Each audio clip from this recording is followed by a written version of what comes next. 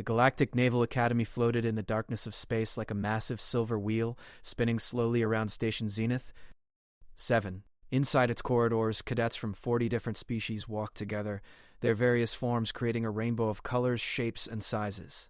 Some had scales, others had fur, and a few glowed softly in the dim light. Among them walked Katie Brooks, a human girl who barely reached the shoulders of most other students. Katie carried her datapad close to her chest as she navigated the crowded hallway. Her brown hair was pulled back in a simple ponytail, and her gray uniform hung neatly on her small frame. She kept her eyes forward, moving with quiet purpose toward her next class. Advanced tactical simulation was her favorite subject, the one place where her size did not matter at all. A shadow fell across her path. Katie stopped walking and looked up, way up, at the creature blocking her way. Vexthor stood nearly 8 feet tall, his body covered in dark blue chitinous armor that clicked softly when he moved.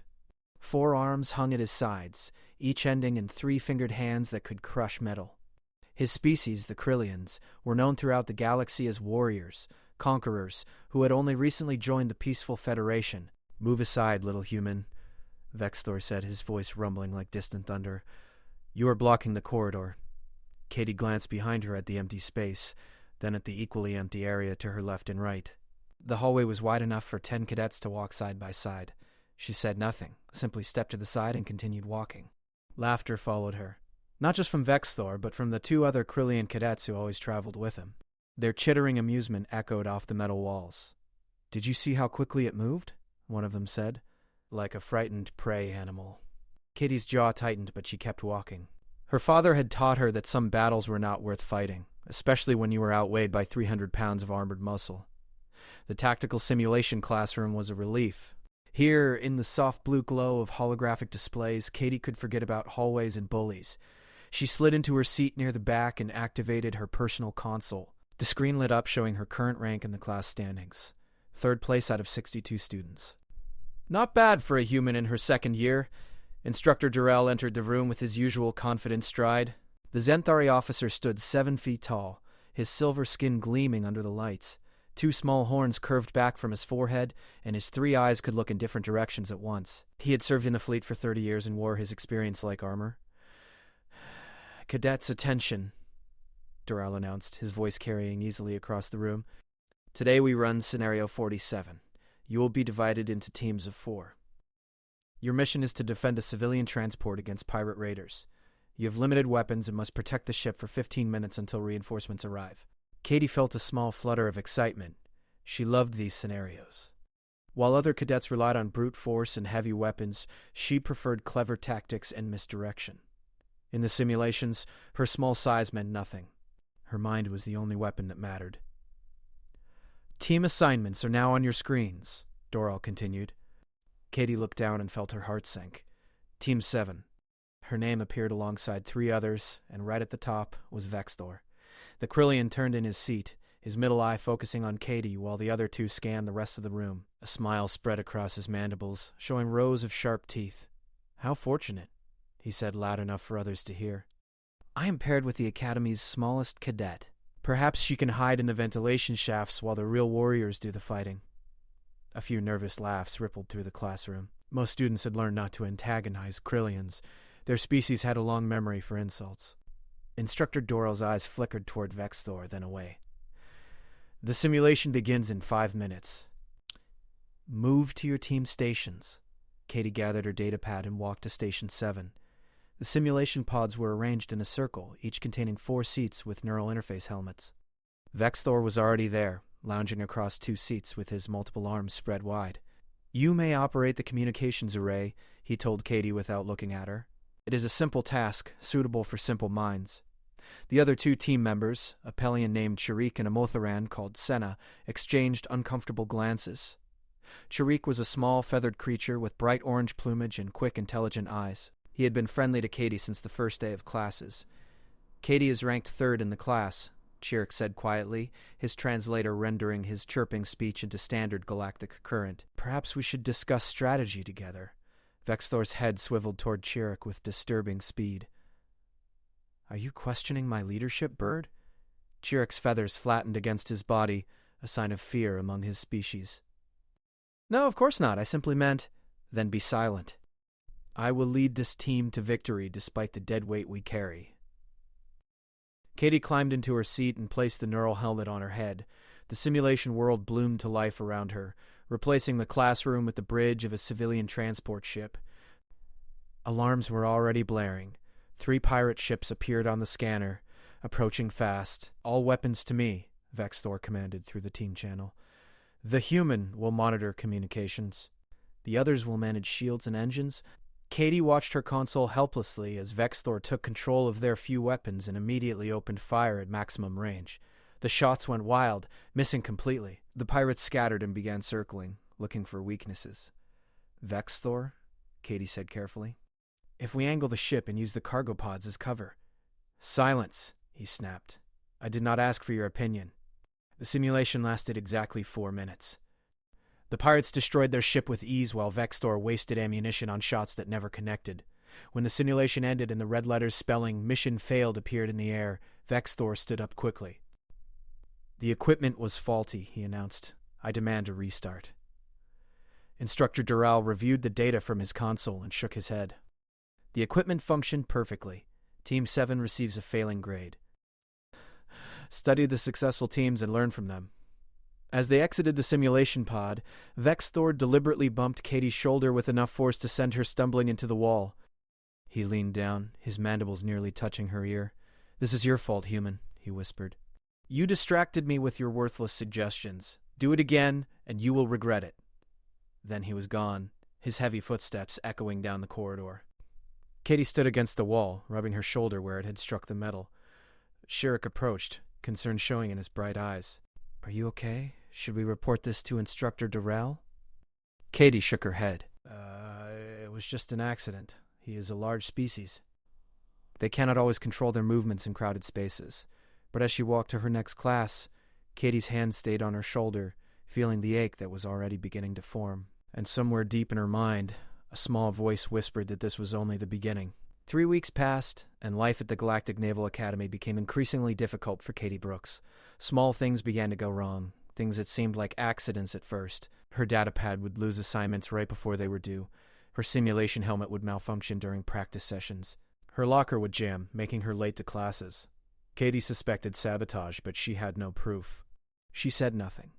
Vexthor, meanwhile, seemed to be everywhere. In the cafeteria, he would walk past her table and bump it just hard enough to spill her drink. In the hallways, he would stand in her path and force her to walk around him while his friends laughed. During group exercises, he would speak over her whenever she tried to contribute ideas. The worst part was that most of it looked accidental to anyone watching. A clumsy collision here, a misunderstanding there.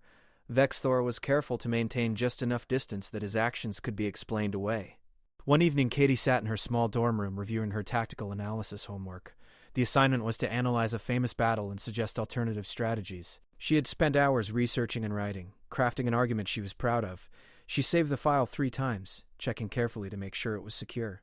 The next morning, the file was gone, completely erased from her datapad and the Academy server. Katie stared at the blank screen in disbelief. She had 8 hours until the assignment was due. There was no way to recreate 3 days of work in that time. Her hands shook as she tried to recover the data, but every recovery program showed the same result. The file had been deleted by administrative override, something only instructors or high-level technicians could do. She submitted what she could write in the remaining hours, knowing it was inadequate. When Instructor Dural returned the graded assignments a week later, Katie showed a failing mark, the first failing grade she had ever received at the Academy. This is not the quality I expect from you, Cadet Brooks, Dural said, handing her the datapad. Is something distracting you from your studies? Katie wanted to explain about the deleted file, about the sabotage, about everything. But what could she say? She had no evidence. It would sound like excuses. No, sir, she said quietly. I will do better. Dural studied her for a moment, his 3 eyes focusing in different directions before centering on her face. See that you do. The fleet has no room for officers who cannot handle pressure. That afternoon, Chirik found Katie sitting alone in the observation deck, staring out at the stars. The small Pelion hopped onto the bench beside her, his orange feathers ruffled with concern. You need to report what is happening, Chirik said without preamble. Everyone can see that Vexthor is targeting you. Katie shook her head. I have no proof. And even if I did, what would I say? That he bumps into me in hallways? That my equipment malfunctions? These things happen to everyone. Not like this. Not constantly. Not all to the same person. Chirruk's feathers stood up in agitation. My people have a saying. A single stone may fall by chance, but an avalanche is always deliberate. Your people also have hollow bones, Katie said with a sad smile. If Vexthor decides to turn his attention to you for helping me, he could hurt you badly. I will not risk that. Then what will you do? Katie was quiet for a long moment. What humans always do. I will handle it myself. I will work harder, be more careful, and outlast him. Eventually he will get bored and find someone else to bother. But Vexthor did not get bored. 2 days later, during combat training, Katie found herself paired against a Drakon cadet named Velis. The exercise was simple, hand-to-hand combat using practice weapons set to deliver mild shocks instead of actual damage. Katie was quick and technical, using leverage and timing to compensate for her smaller size. She was winning. Vexthor stood at the edge of the practice mat with Instructor Doral observing the matches. As Katie executed a perfect throw that sent Velis to the ground, she heard Vexthor's voice carry across the room. Instructor, I have a question about human admission standards. Doral's eyes turned toward the Krillian. What is your question, Cadet? Did the humans receive special consideration for their physical limitations? It seems unlikely that Cadet Brooks could have passed the standard entrance examinations given her species' obvious weakness. The practice room fell silent. Every cadet stopped what they were doing. Katie felt her face grow hot. She knew what Vexthor was doing. He was planting doubt, making others question whether she belonged here. Instructor Doral's silver skin darkened slightly, a sign of irritation among his species. Every cadet in this academy passed the same entrance requirements regardless of species. The examinations test intelligence, tactical ability, and character. Physical strength is only one small component. Of course, sir, Vexthor said smoothly. I meant no disrespect. I simply wondered if perhaps she had assistance. Humans are known for their emotional bonds. Perhaps family connections played a role? That is enough, Cadet Vexthor, Doral said sharply. Return your attention to the training exercises. But the damage was done. Katie could see other cadets whispering, glancing in her direction. The seed of doubt had been planted. That night, she could not sleep.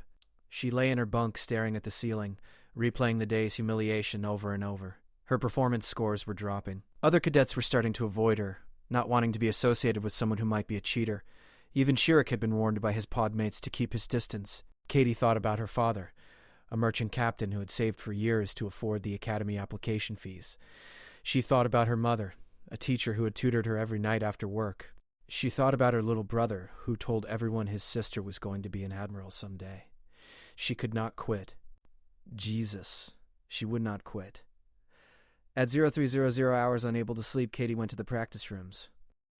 They were empty at this hour, perfect for training alone. She ran combat simulations, practicing tactics until her muscles ached.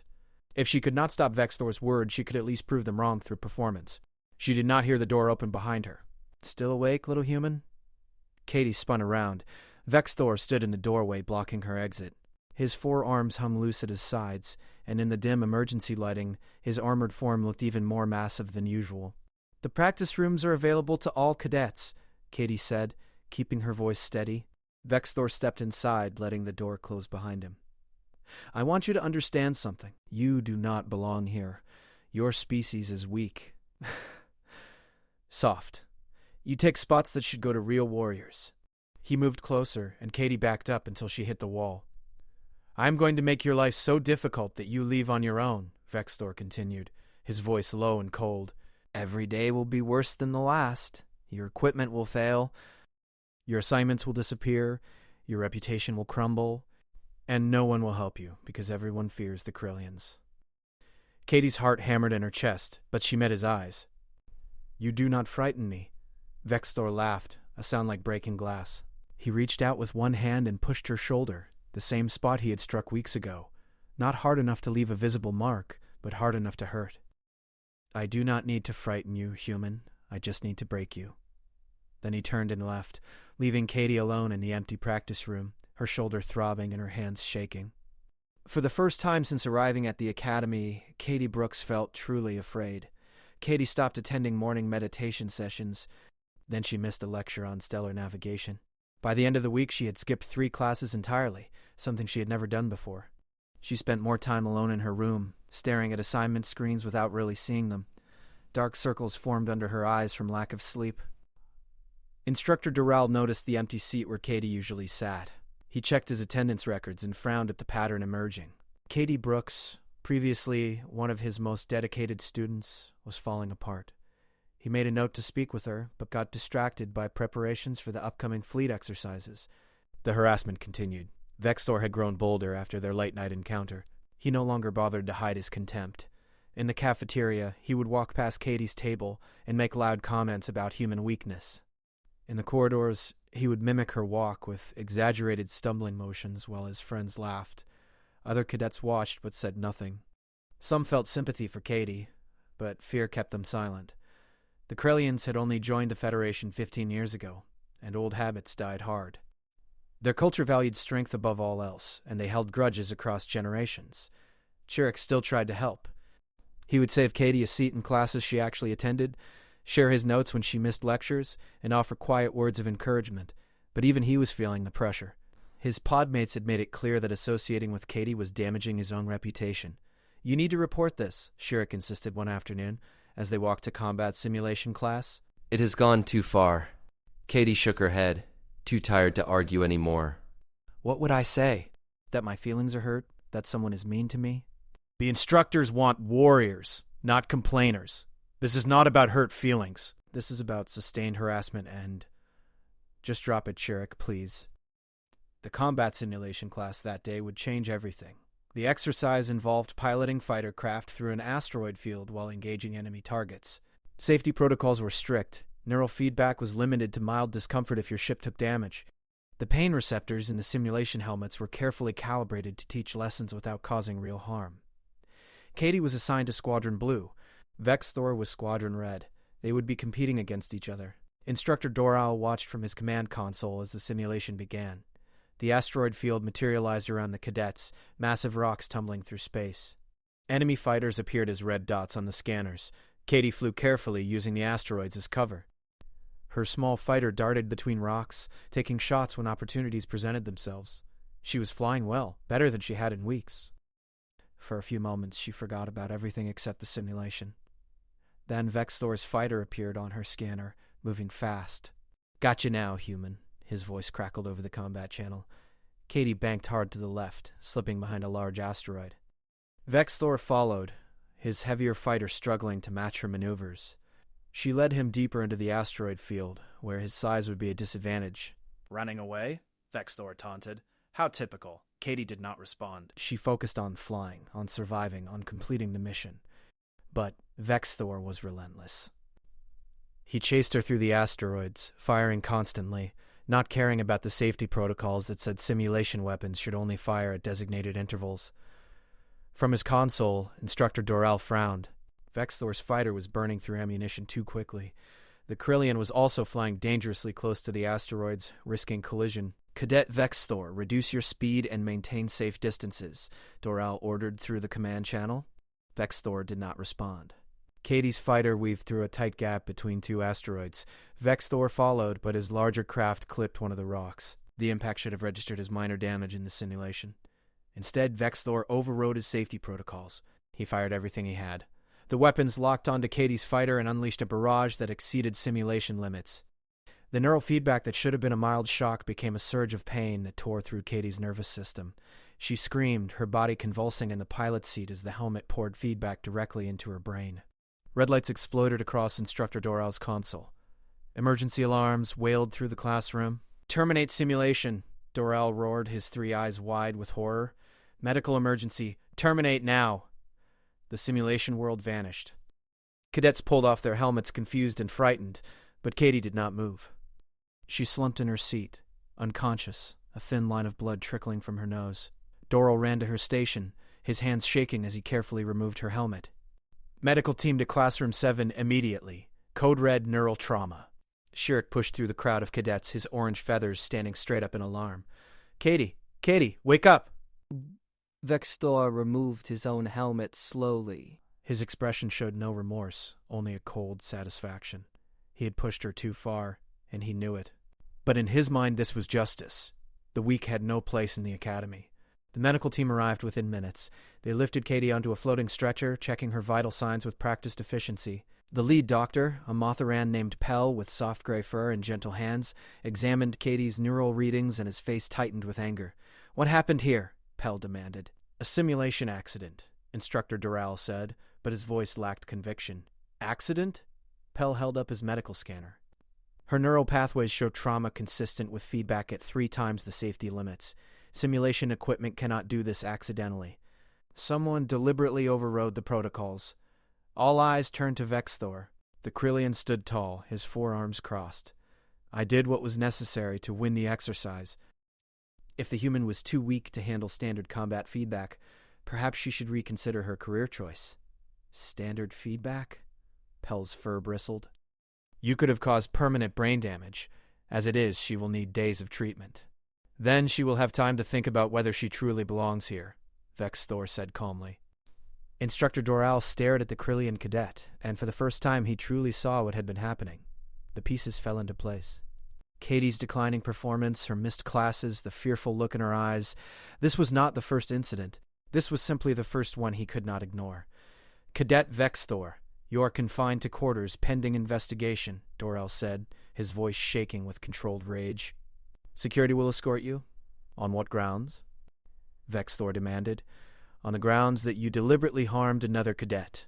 This academy may value warriors, but we do not tolerate bullies who hide behind culture as an excuse for cruelty." As security officers led Vexthor away, Instructor Doral followed the medical team carrying Katie to the medical bay. Shirek walked beside the stretcher, holding Katie's limp hand in his small feathered one. In the medical bay, they laid Katie on a healing bed. Soft blue light surrounded her as the machines worked to repair the neural damage. Dr. Pell ran scan after scan, his expression growing darker with each result. "This was not just today," Pell said quietly to Doral. "Look at these old stress markers. Her cortisol levels have been elevated for weeks. She has not been sleeping properly. Her body shows signs of sustained psychological trauma." Doral felt something cold settle in his stomach. "How long, based on these readings?" "At least a month, possibly longer." "And I saw nothing," Doral whispered. "I told myself she needed to toughen up. That competition was healthy. I ignored every sign." Pell looked at the instructor with sympathy. "We all have blind spots. The question now is what you do next." Doral nodded slowly. He pulled up his personal console and began reviewing security footage, going back weeks. What he saw made him sick. Incident after incident, harassment after harassment, all of it carefully calibrated to look accidental or minor when viewed in isolation. But together, it painted a clear picture of systematic abuse. And he had done nothing. Katie stirred on the healing bed, her eyes fluttering open. She looked around confused and frightened. "You are safe," Dr. Pell said gently. "You are in medical bay. You suffered neural trauma during simulation, but you will recover fully." Katie tried to sit up, but Pell placed a soft paw on her shoulder. "Rest now. Instructor Doral is here. He knows what happened." Katie's eyes found Doral's face, and in them he saw something that broke his heart. Not anger or accusation, but resignation. She had expected nothing from him, and that knowledge cut deeper than any blade.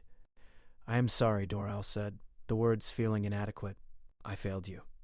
Katie closed her eyes, too exhausted to respond. As she drifted back into healing sleep, a single tear rolled down her cheek. Instructor Doral did not sleep that night.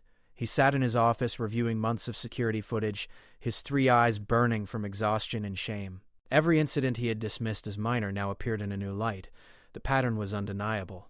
Vexthor had been conducting a calculated campaign of harassment, and Doral had been blind to it. At dawn, he filed a formal complaint with the Academy Command. By mid-morning, Admiral Chen sat in her office reviewing the evidence with a grim expression. She was a Terran herself, gray-haired and sharp-eyed, with 30 years of fleet service behind her. "How did this go on for so long?" she asked Doral. "I believed I was teaching resilience," Doral admitted, his voice heavy with regret. "I thought Cadet Brooks needed to learn to stand up for herself. I did not realize I was enabling her tormentor." Admiral Chen closed the file and looked at Doral with disappointment. "The purpose of this academy is to train officers who will protect the innocent and uphold justice. We failed at both with Cadet Brooks." Within hours, Vexthor was summoned to a formal hearing. He entered the conference room with confidence, his forearms relaxed at his sides. Behind him came 2 Krillian representatives, members of his family's diplomatic corps. They wore ceremonial armor and carried themselves with the arrogance of a warrior culture. "This hearing is unnecessary," the elder Krillian said before anyone else could speak. "What happened was a training accident. My nephew acted within the traditions of his people. Krillian culture values strength and tests weakness. If the human could not handle the pressure, she does not belong in a military academy." Admiral Chen regarded the Krylian diplomat with cold eyes. "Cadet Vexthor is not on a Krylian warship. He is in a Federation academy, subject to Federation rules. We do not test our cadets by terrorizing them." "Terrorizing?" Vexthor spoke for the first time, his voice dripping with disdain. "I pushed her to be stronger. I challenged her. These are not crimes." "You sabotaged her equipment," Dorel said, pulling up evidence on the main display. "Here is footage of you accessing her locker with an override code. Here you are at a computer terminal deleting her assignment files. And here you deliberately disabled safety protocols during combat simulation to cause her physical harm." Vexthor's mandibles twitched, but he showed no shame. "She was weak. I exposed that weakness. In Krillian academies, this is called proper instruction." "Then perhaps you should have attended a Krillian academy," Admiral Chen said coldly. The hearing continued for 3 hours. Dorel presented his evidence methodically. Security footage, equipment logs, medical reports, testimony from other cadets. The case was overwhelming. But the Krillian representatives had one powerful weapon: political pressure. Their people had only recently joined the Federation, and the alliance was still fragile. They implied that punishing Vexthor too harshly might be seen as an insult to Krillian culture, possibly damaging diplomatic relations. Admiral Chen listened to their veiled threats with growing anger. When they finished, she stood up from her chair. "Bring in Cadet Brooks," she ordered. Katie entered the conference room slowly, still weak from her neural trauma. Dr. Pell had cleared her to attend but warned that she needed more rest. Chirrut walked beside her, offering support, though he was not officially part of the hearing. Katie sat in the witness chair, her hands folded in her lap. She looked small and tired, but when she raised her eyes to meet Admiral Chen's gaze, there was something unbroken in them. "Cadet Brooks," Admiral Chen said gently, "can you describe what happened over the past 2 months?" Katie took a deep breath. Then she pulled out her personal data pad. "I have documentation," she said quietly. "I began recording incidents 3 weeks ago when I realized the pattern was not going to stop." She projected files onto the main display, detailed logs of every interaction with Vexthor, timestamps, and descriptions. Screenshots of deleted assignments before they vanished, photos of damaged equipment, audio recordings of threats made in empty corridors, even a medical log showing the bruises on her shoulder that she had carefully photographed and dated. The room fell silent as everyone reviewed the evidence. Katie had not just endured the harassment, she had documented it with the precision of a trained investigator. "Why did you not come forward sooner?" Admiral Chen asked. Katie's voice remained steady. "I was taught that humans must prove themselves in the Federation, that we are small and weak, and we must work twice as hard to be taken seriously. I thought if I complained, I would be seen as unable to handle pressure. I thought I could outlast him." She paused, her hands gripping the edge of her chair. "I was wrong. I should have reported it immediately. But I was afraid no one would believe me. I was afraid of being seen as a problem rather than a victim. So I gathered evidence instead, hoping that if things got worse, I would have proof." Vexthor's confidence finally cracked. He had not known Katie was documenting everything. His family representatives shifted uncomfortably, realizing their position had just become much weaker. "This changes nothing," the elder Krillian insisted. "Cultural differences do not excuse cruelty," Admiral Chen interrupted. "I have read the Krillian codes of honor. They speak of testing worthy opponents in fair combat. They say nothing about sabotaging equipment, deleting schoolwork, or targeting someone who cannot physically defend themselves. What Cadet Vexthor did was not strength, it was cowardice." She turned to face Vexthor directly. "You are expelled from this academy effective immediately. You are barred from all Federation military service. This will be noted permanently in your record." "You cannot do this," Vexthor snarled, rising from his seat. "I can, and I have." "Security, escort this individual off the station." As guards moved to take Vexthor away, other cadets began entering the room. First came Chirrut, who had requested permission to speak.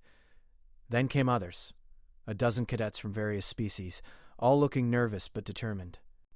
"Admiral Chen," Chirrut said, his feathers ruffled with emotion, "we wish to provide testimony.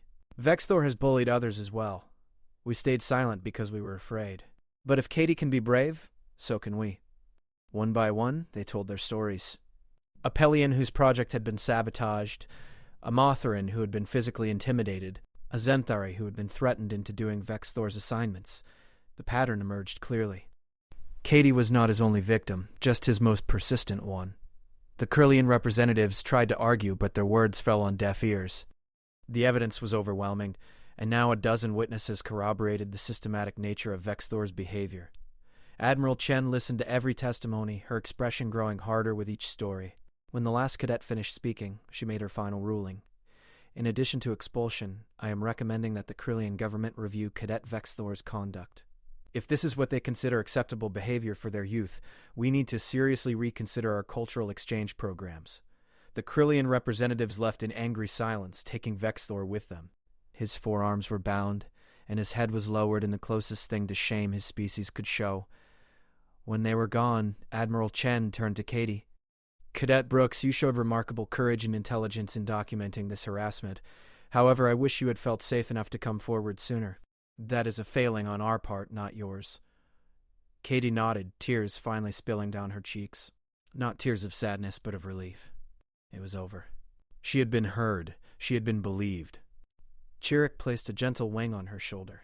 Other cadets who had testified gathered around her, offering quiet support. For the first time in months, Katie did not feel alone. Instructor Doral approached her slowly, his silver skin pale with remorse. Cadet Brooks, I owe you an apology that words cannot adequately express. I failed in my duty to protect you. If you wish to file a complaint against me as well, I will not contest it. Katie looked at him for a long moment. She saw genuine regret in his 3 eyes, but she also saw the cost of his failure written in the lines of his face. I do not want revenge, Instructor, she said quietly. I want change. I want this to never happen to anyone else. Then I will spend the rest of my career making sure it does not. You have my word. As Katie left the conference room, surrounded by supportive classmates, she felt something she had not felt in months: hope. The road ahead would still be difficult. She would need counseling, time to heal, and support to rebuild her confidence, but for the first time she believed she could do it. Behind her, Admiral Chen and Instructor Doral began the hard work of examining every policy and procedure at the Academy, looking for the failures that had allowed this to happen. Real change would take time, but it had to start somewhere. And it started with one human girl who refused to be broken. 2 days after the hearing, Instructor Doral stood before his entire class. His 3 eyes looked tired and his usually proud posture seemed diminished. The cadets sat in uncomfortable silence, waiting to see what would happen next. I have failed you, Doral said simply. Not just Cadet Brooks, but all of you. I allowed my beliefs about toughness and competition to blind me to genuine suffering. I told myself I was building warriors, but instead I created an environment where the strong could prey on the weak without consequences. He paused, his voice thick with emotion. Effective immediately, this classroom will operate under new protocols. Harassment of any kind will result in immediate disciplinary action. Any cadet who witnesses bullying and fails to report it will also face consequences. We are training officers who will lead others into danger. Those officers must be worthy of the trust placed in them. Several cadets shifted in their seats. Some looked relieved. Others looked uncertain, as if the rules they thought they understood had suddenly changed. Katie sat in her usual spot near the back, still pale but present. Chirrut sat beside her, his orange feathers bright against the gray uniforms around them. When some cadets turned to look at Katie, she did not lower her eyes. She met their gazes steadily.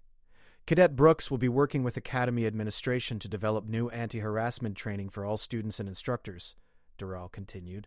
Her input will help us build a better institution. I suggest you all pay attention when that training begins, because the Federation needs officers who understand that true strength includes protecting those who cannot protect themselves. After class, Doral asked Katie to stay behind. When the room emptied, he sat down across from her, his massive frame somehow looking smaller than usual. I want to offer you something, he said carefully. Personal mentorship, advanced tactical training. I cannot undo the harm I caused through my negligence, but I can try to help you become the officer I should have recognized you could be. Part of her wanted to refuse, to tell him it was too late, but another part, the part that had endured weeks of harassment without breaking, recognized an opportunity. I accept, she said, but on one condition. We include Chirrut and the other cadets who came forward. They showed courage too. They deserve recognition. Doral's eyes widened slightly, Then he nodded with something that might have been respect. Agreed. The weeks that followed were difficult but healing. Katie attended counseling sessions with Dr. Pell, who specialized in trauma recovery.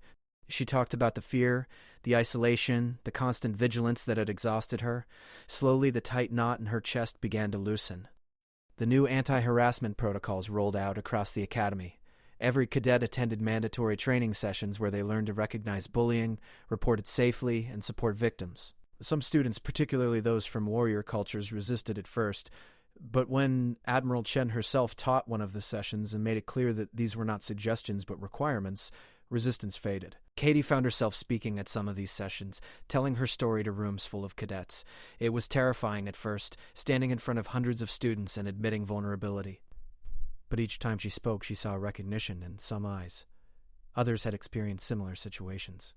Her willingness to speak gave them courage to come forward with their own stories. The academy began to change. Slowly, carefully, but genuinely. Instructor Dorel kept his promise. He began training Katie and her group in advanced tactical analysis. But more importantly, he taught them about leadership, about the responsibility officers had to their subordinates. He used his own failure as a teaching tool, dissecting what he should have done differently. A good officer wins battles, he told them during one session.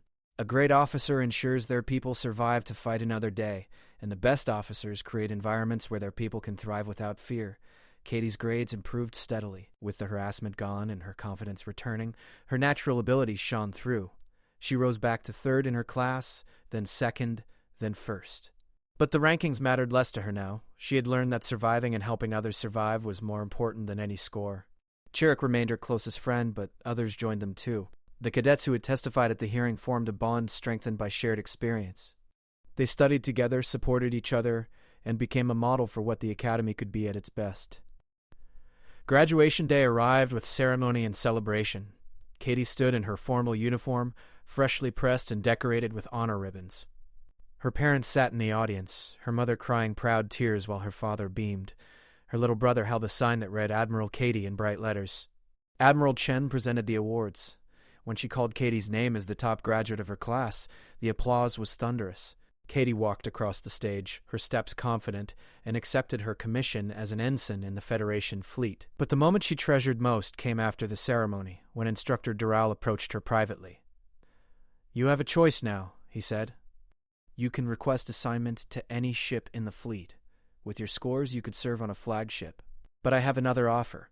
The training academy on Meridian Station needs instructors. They specifically requested you." Katie felt her heart skip. "They want me to teach?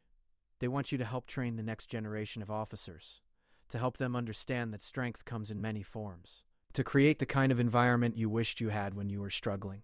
Katie thought about her own experience, about the fear and isolation. She thought about how different things might have been if someone had intervened earlier, if the culture had been different from the start. "I accept," she said without hesitation. 3 months later, Katie stood in her own classroom at Meridian Station Academy. She was 24 years old, one of the youngest instructors in Federation history. Her students were a mix of species, sizes, and backgrounds. Some looked confident, others looked nervous. On her second day of teaching, she noticed a pattern. A large Drakon cadet named Vorn kept making comments about a small Pelian student named Tiska. Nothing overtly threatening, just small cutting remarks about size and capability. The kind of comments that could be dismissed as jokes. Katie recognized the pattern immediately. After class, she asked Vorn to stay behind. The Drakon towered over her, easily twice her height with scales like armor plates. He looked at her with barely concealed contempt, clearly not taking the small human instructor seriously. "Cadet Vorn," Katie said calmly, "I noticed your comments toward Cadet Tiska during class." "Just friendly competition, sir," Vorn said with a slight smirk. "Surely you understand that the fleet needs officers who can handle pressure." Katie stepped closer, looking up at the massive cadet without fear. "I understand that the fleet needs officers who know the difference between challenging others to improve and tearing them down for personal satisfaction. I also understand the difference between strength and bullying, do you?" Vorn's smirk faded. Something in Katie's eyes, a hard-earned authority, made him reconsider his approach. "I will be watching you carefully," Katie continued. "Not because I think you are a bad person, but because I believe you can be better than your worst instincts. The question is whether you want to be. If you continue down this path, you will face consequences. But if you choose to be the kind of officer who lifts others up, I will personally ensure you have every opportunity to succeed. The choice is yours. Vorn stared at her for a long moment, then nodded slowly. I understand, sir. Good. Dismissed. As Vorn left, Katie saw Tiska waiting nervously in the hallway. The small Pelion looked exactly as Katie had felt years ago, frightened but trying to hide it. Cadet Tiska, a moment, please. The Pelion entered cautiously, her feathers flattened with anxiety. I want you to know something, Katie said gently. If anyone in this academy makes you feel unsafe, threatened, or targeted, you come to me immediately. You will be believed. You will be protected, and the person harassing you will face real consequences. That is a promise. Tiska's eyes widened with surprise and relief. Thank you, sir. And one more thing, Katie added with a small smile. Never let anyone convince you that your size determines your worth. Some of the strongest people I know are small. Strength is not about how big you are. It is about how you treat others and whether you stand up for what is right, even when it is difficult. As Tiska left, looking a bit taller despite her small stature, Katie returned to her desk. She pulled up her class roster and began making notes, watching for patterns, building relationships, creating the kind of environment she wished she had experienced. Outside her window, stars stretched endlessly into space. Somewhere out there, other cadets were struggling just as she had. But here, in her classroom on her watch, things would be different. Katie Brooks had survived her own nightmare. Now she would spend her career making sure others did not have to endure the same. It was not the path to Admiral she had once imagined, but it was something better. It was a chance to change the galaxy, one protected student at a time. And that, Katie thought as she prepared her next lesson, was the most important mission of all. An academy bully targets a human girl. The instructor realizes too late.